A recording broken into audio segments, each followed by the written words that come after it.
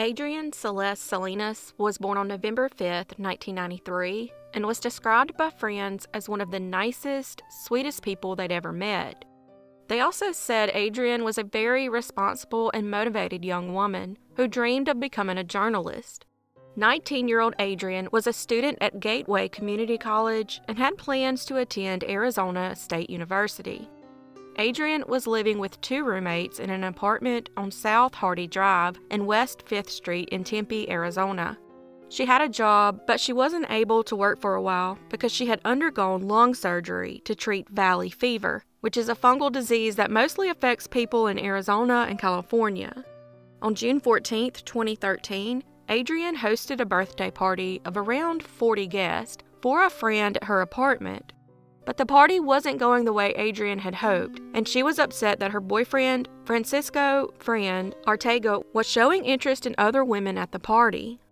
After getting into an argument about it, Adrienne and Fran left with plans to head to his home in Scottsdale. Adrienne initially planned to ride with him, but then decided she would drive herself. So she went back into the apartment, packed a bag, and left her apartment once again. Some guests noticed that she had been drinking and wasn't fit to drive, but they were unable to stop her because she was already in her car and driving away.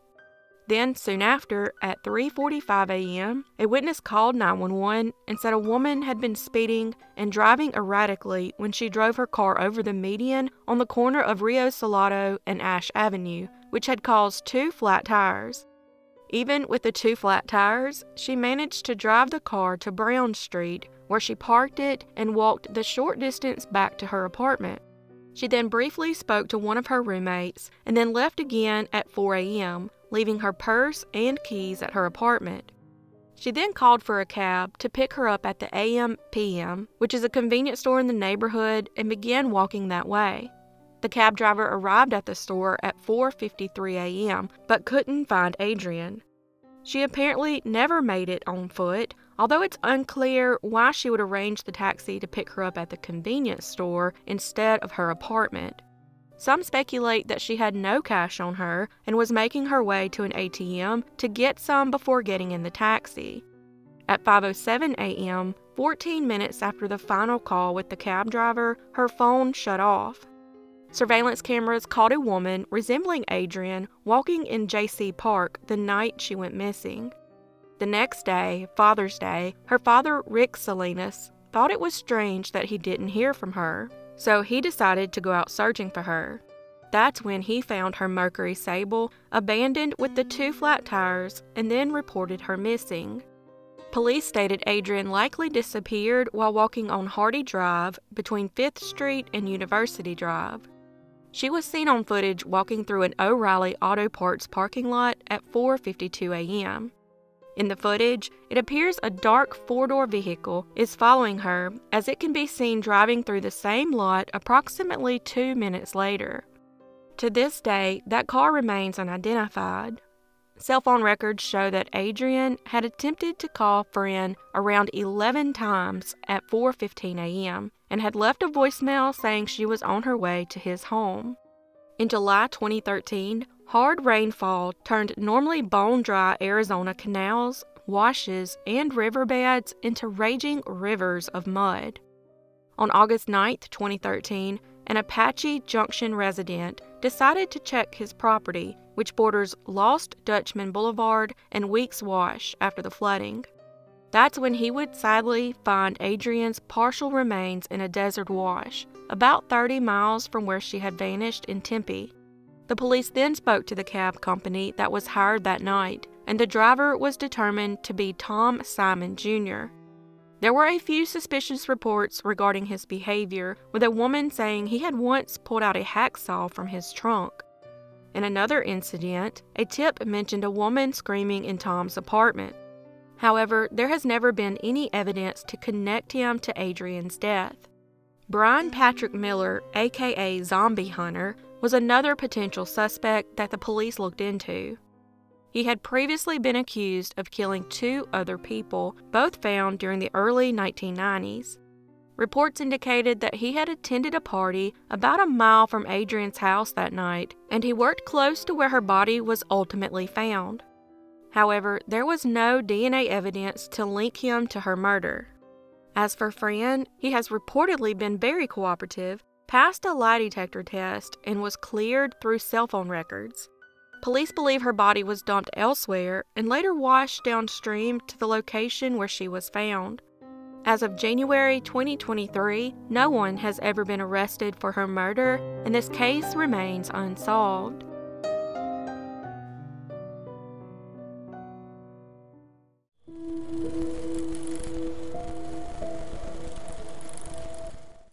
Brandy Lynn Myers was born on March 13, 1979, and lived in an apartment complex in Phoenix, Arizona. At the age of 13, Brandy was also a 6th grader at Sunny Slope Elementary School and was described as a very trusting, naive, sweet girl who had been diagnosed at some point with brain damage. At about 8 p.m. on May 26, 1992, Brandy was last seen in the Sunny Slope area of Phoenix near 51st and Hatcher Streets. Brandy was out seeking donation pledges for a book-a-thon fundraiser for her school and was seen at about 7 p.m. at Smitty's store near Cave Creek and Hatcher Roads. At about 8 p.m., she was seen knocking on a door just 2 doors down from Brian Patrick Miller's residence. Miller is now known as a serial killer dubbed the Canal Killer and has a record of violent offenses dating back to 1989 when he stabbed a woman and was charged as a juvenile with attempted murder.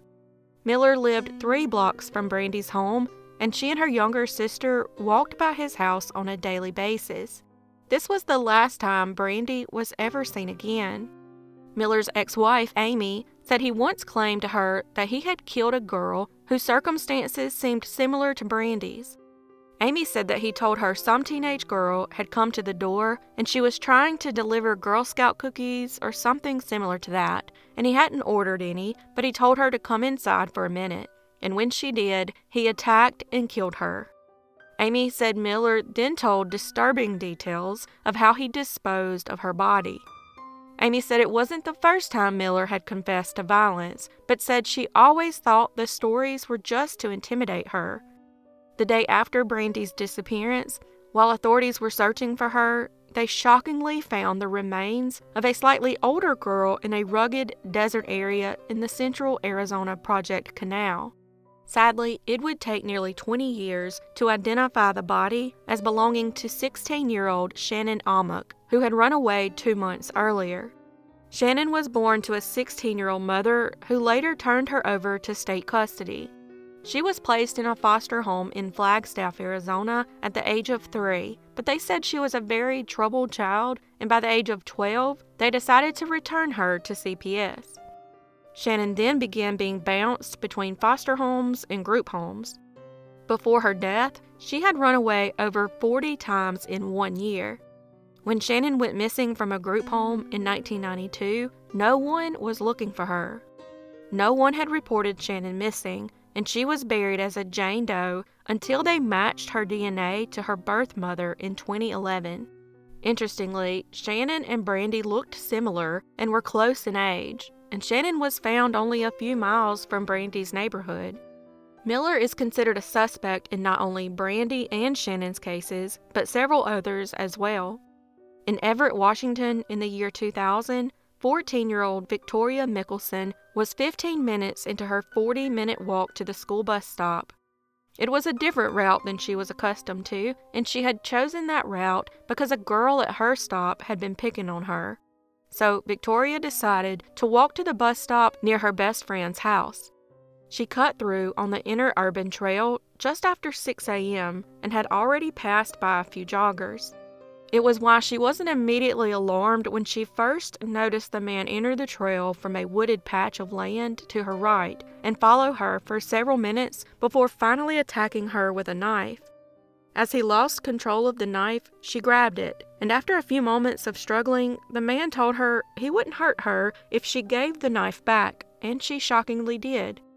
Instead, he used it on her several times, strangled her, and placed her backpack under her head as a pillow. Thankfully, she was saved by a bystander and required extensive surgeries to survive. Victoria worked with a sketch artist and described a young, white man with long, stringy hair and days-old scruff. Police presented her with books upon books of possible assailants, but she was never able to identify her attacker. Then years later, she told the same story to the Phoenix police officers who showed up at her door. After being shown a photo of Miller, she said she was 95.5% sure he was the one who attacked her. Authorities said Miller was charged in a 2002 stabbing of a woman in Everett, Washington, but was acquitted after saying the woman tried to rob him. However, the Washington state case didn't require him to submit a DNA sample due to the acquittal. He would then later move back to Arizona. Detectives focused on Miller as a suspect once again in late 2014 after a forensic genealogist ran the DNA sample found on Angela Brasso and Melanie Burness's bodies against public ancestry databases and came up with the surname Miller. 17-year-old Arcadia High School student Melanie Burness and 22-year-old Angela Brasso disappeared 10 months apart around the time that Brandy disappeared. They were last seen riding their bikes near the Arizona Canal in Phoenix, and their bodies were found in the canal. Miller was known in the area to locals and the police because he drove a decommissioned police car that he had painted with the moniker The Zombie Hunter, a character he often cosplayed. Miller would dress up in these elaborate outfits and pose with people on the streets of Phoenix. There are even pictures of him posing with local police officers. To verify the DNA belonged to Miller, a detective surveilled Miller for a couple of days before devising a ruse to get him to a North Phoenix Chili's restaurant. There, police seized his dishes and utensils in the hope of obtaining a DNA sample. A DNA sample Miller left on a clear plastic mug was matched to the sample found on both women's bodies. In January 2015, Miller was arrested by the Phoenix police. At the time of his arrest, Miller was divorced and living with his teenage daughter near 9th Street and Mountain View Road. 6 years after his arrest, Miller's attorney argued that his client was in a dissociative state during the killings and claimed he was innocent by reason of insanity due to childhood trauma. 2 other women had survived his alleged attacks in 1989 and 2002. Meanwhile, police asked the prosecution to charge Miller with Brandy's murder as well, but prosecutors declined, citing insufficient evidence. Brandy's younger sister, Kristen, created a petition on change.org urging that Miller be charged with her sister's murder, and I will put the link to the petition in the description below if you wish to sign it. Maricopa County DA has said this case was reviewed again in 2016, but determined there is no likelihood of conviction due to lack of evidence, which is why Miller has not been charged specifically with Brandy's death. The fact that Brandy's body has never been found further complicates the process. It has been over 30 years since Brandy went missing, and as of January 2023, Brandy would be 43 years old. However, without enough evidence to prosecute her suspected killer, the case remains unsolved.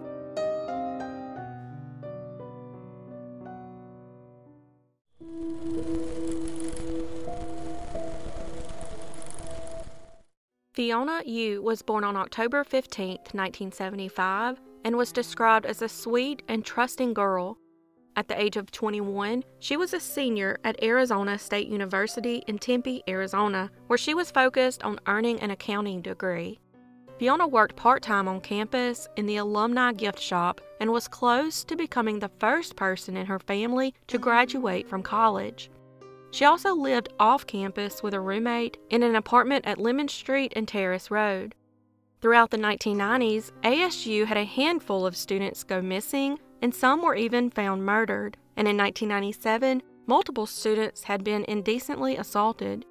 On August 4, 1997, Fiona left campus, heading toward her apartment at about 5 p.m., and was seen headed home on her bicycle by a neighbor. Sometime between 5 and 5:30, Fiona was indecently assaulted and strangled to death inside her apartment on the 2nd floor. Fiona's roommate returned to the 2-story apartment about 5:15 p.m., but stayed on the 1st floor until about 6 p.m. She began feeling very uneasy, like something was wrong, so she went upstairs to the second floor. There, she would find Fiona dying from her injuries. Her roommate called 911, and Fiona was rushed to the hospital, but sadly succumbed to her injuries shortly after arriving. In September of 1997, 16-year-old Derek Wood and 17-year-old Lee Comier Jr. were arrested and charged with attempted murder, burglary, kidnapping, and indecent assault of 2 other students that occurred weeks after Fiona's death.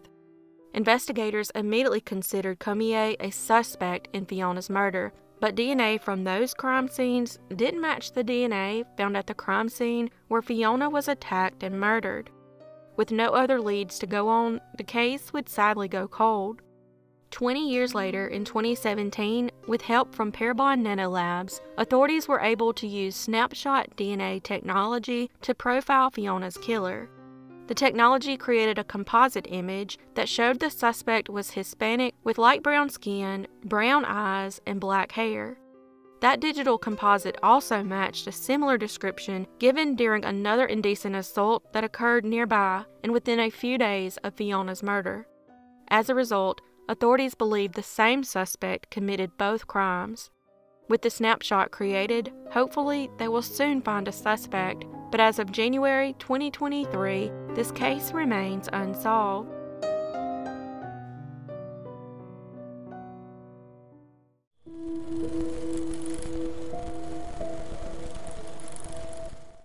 Ella Mae Begay was born on July 21, 1958, and lived in Sweetwater, Arizona, and was well known to the locals as a weaver of traditional Navajo rugs. At the age of 62, she was living alone in a rural area 10 miles off the highway, and one of her daughters lived about 50 yards away. Ella had previously gone without electricity in her home, using only oil lamps and candles for light, but had recently installed solar panels. On June 15, 2021, a man busted into her daughter's house, and her daughter hid in her bedroom and watched the man walk over to her mother's home. Soon after, at around 2:30 a.m., her mother's truck was seen pulling away from her home. Ella was described as a cautious person, and her family said it would have been very uncharacteristic of her to leave home in the middle of the night. However, she has never been heard from again, and the door to her home was discovered to have been kicked open. Her daughter reported her missing that same day. Ella Mae disappeared along with her silver 2005 Ford F-150 pickup truck with a license plate AFE 7101.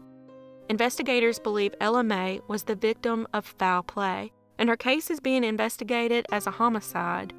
21-year-old Preston Toth was a person of interest in the case and had lived near Ella Mae.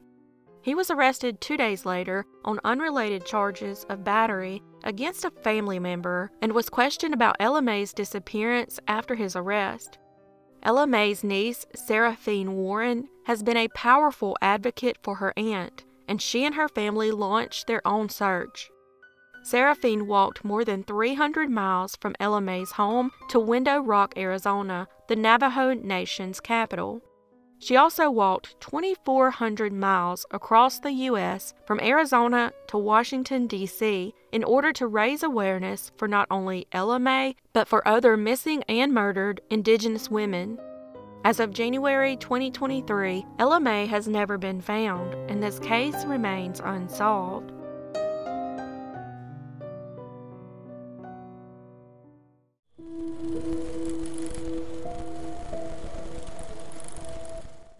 June Goodman was born and raised in Snowflake, Arizona, and still lived there at the age of 66 in a rural home with a long gravel drive. She was described as someone who was always cheerful and had a positive outlook on life. In 2003, she was a mother of 4 and had 18 grandchildren and was a great-grandmother of 7. She worked as a rural mail carrier and was planning to retire in the summer of that year.